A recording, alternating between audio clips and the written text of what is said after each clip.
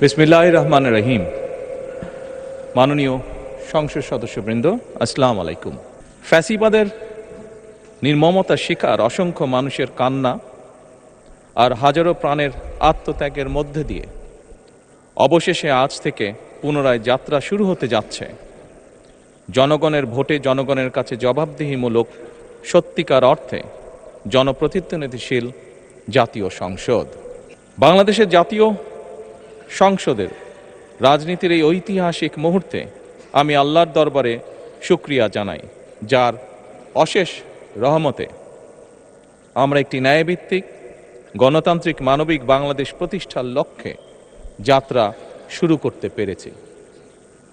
1971 সালের স্বাধীনতা যুদ্ধের থেকে শুরু করে 2024 সালের দেশ এবং জনগণের স্বাধীনতা রক্ষার যুদ্ধ সহ এই পর্যন্ত দেশে গণতন্ত্র এবং মানুষের অধিকার প্রতিষ্ঠার সংগ্রামে যারা শহীদ হয়েছেন, ত্রয়োদশ জাতীয় সংসদ শুরুর এই যাত্রা লগ্নে আমি তাদেরকে কৃতজ্ঞতার সঙ্গে স্মরণ করছি। এই আন্দোলন সংগ্রামে যেসব মায়েরা তাদের সন্তান হারিয়েছেন, যেসব সন্তানেরা তাদের প্রিয়জন হারিয়েছেন, যেসব পরিবার তাদের সন্তান স্বজন হারিয়েছেন, যেসব আহত মানুষকে তাদের স্বাচ্ছন্দ্যের জীবন হারাতে হয়েছে, যেসব মানুষগুলো নির্যাতন, নিপীড়ন, রাজনৈতিক হয়রানি কিংবা মিথ্যে মামলা শিকার হয়ে সর্বস্ব হারিয়েছেন, আমি তাদের সকলের অবদানকেও কৃতজ্ঞতার সঙ্গে স্মরণ করছি। দেশের ছাত্র জনতা, কৃষক, শ্রমিক, শিক্ষক, কবি, সাহিত্যিক, সাংবাদিক, চিকিৎসক, প্রকৌশলী, আইনজীবী, কামার কুমার, জেলে তাঁতি, গাড়ি চালক, ব্যবসায়ী এবং সরকারি বেসরকারি চাকরিজীবী, গৃহিণী, সারা দেশে গণতান্ত্রিক রাজনৈতিক দলের নেতা কর্মী সমর্থক তথা সর্বস্তরের সকল শ্রেণী পেশার মানুষ যাদেরকে গুম, খুন, হত্যা, নির্যাতন, নিপীড়ন, মিথ্যা হামলা মামলা কিংবা জীবন্ত মানুষের কবরস্থান তুল্য বর্বর বন্দিশালা, আয়নাঘর, কোনো কিছু দিয়েই যাদের গণতান্ত্রিক আকাঙ্ক্ষাকে রুখে দেওয়া যায়নি, যাদের সাহসী ভূমিকায় দেশে পুনরায় গণতন্ত্র ফিরে এসেছে, আমি ত্রয়োদশ জাতীয় সংসদের এই যাত্রা লগ্নে দেশের স্বাধীনতা প্রিয় গণতান্ত্রিক আমি বীর ছাত্র জনতাকে জানাই অভিনন্দন।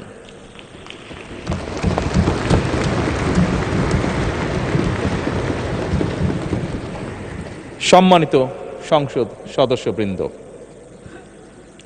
দেশনেত্রী মরহুমা বেগম খালেদা জিয়া জনগণের অধিকার প্রতিষ্ঠায় দেশে সংসদীয় গণতন্ত্র প্রতিষ্ঠা করেছিলেন, সংসদীয় গণতন্ত্রকে প্রাতিষ্ঠানিক রূপ দিয়েছিলেন। সেই গণতন্ত্রকে প্রহসনের রূপ দিয়ে জাতীয় সংসদকে হাস্যরসের খোরাকে পরিণত করা হয়েছিল। দেশে তাবিদারি শাসন শোষণ কায়েম করা হয়েছিল। দেশে সংসদীয় গণতন্ত্র এবং জনগণের অধিকার পুনঃপ্রতিষ্ঠা করার জন্য দেশনেত্রী বেগম খালেদা জিয়া জীবনের শেষ দিন পর্যন্ত লড়াই করেছেন। জীবনে কখনোই স্বৈরাচার কিংবা ফ্যাসিবাদের সঙ্গে আপোষ করেননি। দেশে আজ থেকে আবারও সেই কাঙ্ক্ষিত সংসদীয় গণতন্ত্রের যাত্রা শুরু হলো, আলহামদুলিল্লাহ।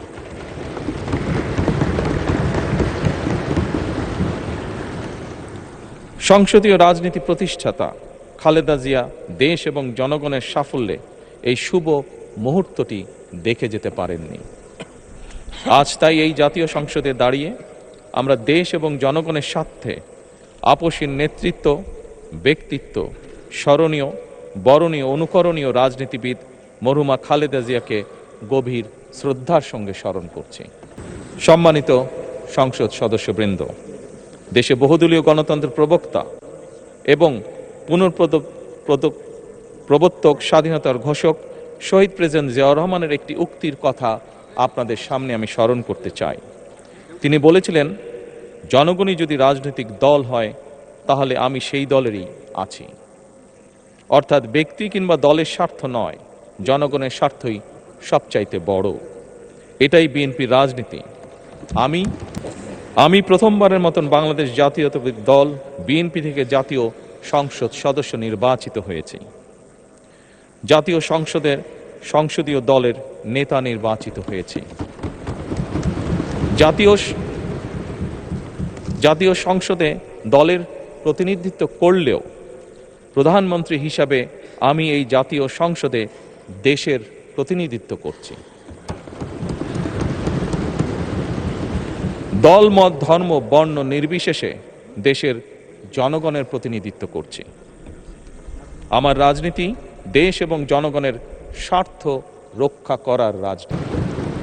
বিএনপির রাজনীতি জনগণের জীবন মান উন্নয়ন এবং স্বনির্ভর বাংলাদেশ গড়ার রাজনীতি। প্রতিটি পরিবারকে স্বনির্ভর করাই আমাদের রাজনীতির লক্ষ্য। প্রতিটি পরিবারকে স্বনির্ভর করার মাধ্যমেই বিএনপি একটি স্বনির্ভর, সমৃদ্ধ, নিরাপদ, গণতান্ত্রিক বাংলাদেশ প্রতিষ্ঠা করতে চায়। এই লক্ষ্য অর্জনে আমি জনগণের সমর্থন এবং সহযোগিতা চাইছি। এই মহান জাতীয় সংসদে সকল দলের নির্বাচিত প্রতিজন সংসদ সদস্যের সমর্থন এবং সহযোগিতা আশা করছি।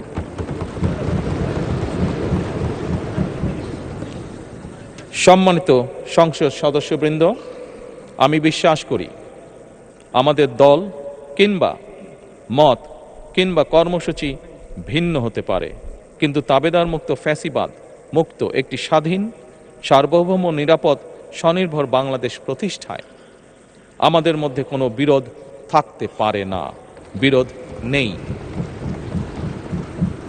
জাতীয় সংসদকে জাতীয় কর্মকাণ্ডের কেন্দ্রবিন্দু না করে বিতাড়িত ফ্যাসিস্ট সরকার জাতীয় সংসদকে অকার্যকর করে ফেলেছিল।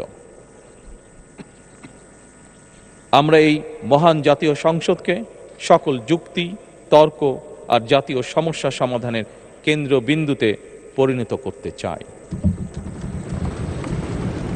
সম্মানিত সদস্যবৃন্দ, নতুন সংসদ যাত্রা শুরু করার সময় সংসদের সাবেক স্পিকার কিংবা ডেপুটি স্পিকার উপস্থিত থাকার কথা ছিল, কিন্তু পতিত, পরাজিত, বিতাড়িত ফ্যাসিস্ট সরকারের জনবিরোধী এবং গণবিরোধী কর্মকাণ্ডের ফলে যে জনরোষ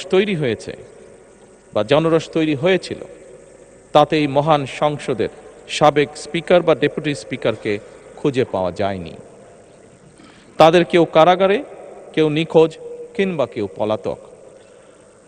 দীর্ঘ ১.৫ দশকের ফ্যাসিবাদী এবং তাবেদারি শাসন শোষণের পর জনগণের ভোটে নির্বাচিত প্রতিনিধিদের নিয়ে আজ আমাদের এক বিশেষ পরিস্থিতিতে জাতীয় সংসদের কার্যক্রম শুরু হতে যাচ্ছে।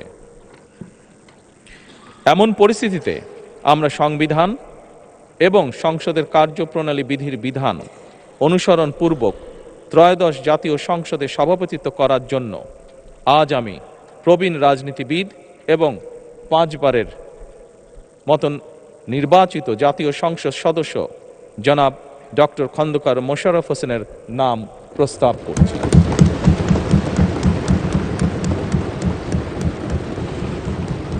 সম্মানিত সংসদ সদস্যবৃন্দ, আমাদের সংসদীয় রীতিনীতির ইতিহাসে এই ধরনের পরিপ্রেক্ষিত নজিরবিহীন নয়।